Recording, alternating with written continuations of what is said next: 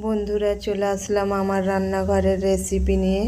আজকে রেসিপিতে থাকছে বিরিয়ানি ঘরোয়া পদ্ধতিতে। কিভাবে বানাচ্ছি আপনারা দেখতে থাকুন। বিরিয়ানি বানাবার জন্য এইসব মশলাগুলো ব্যবহার করব। বিরিয়ানি বানাবার জন্য 2 কেজি চাল নিয়েছি।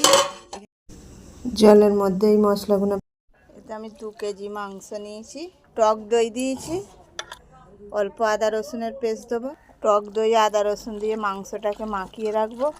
ভাতটা রেডি হয়ে গেল। আলুটাকে ভাজি করে নেবো তেলের মধ্যে। মাছটা লাল হয়ে গেছে, মাংসটা ঢেলে দেবো।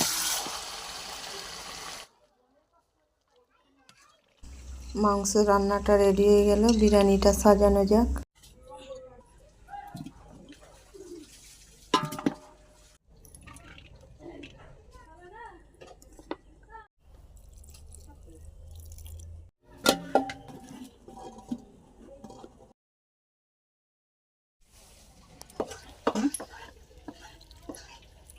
মাংস রান্নার বেবিটা ভাতের উপরে ছড়িয়ে দেবো।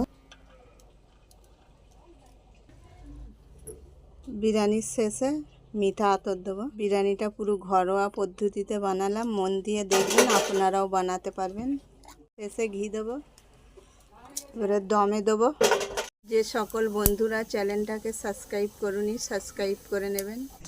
ভিডিওটা প্রথম থেকে শেষ পর্যন্ত দেখবেন। বিরিয়ানিটা ঘরোয়া পদ্ধতিতে আমি বাইনে ফেললাম, আপনারাও মন দিয়ে দেখলে বানাতে পারবেন। ভালো লাগলে লাইক শেয়ার কমেন্ট করবেন।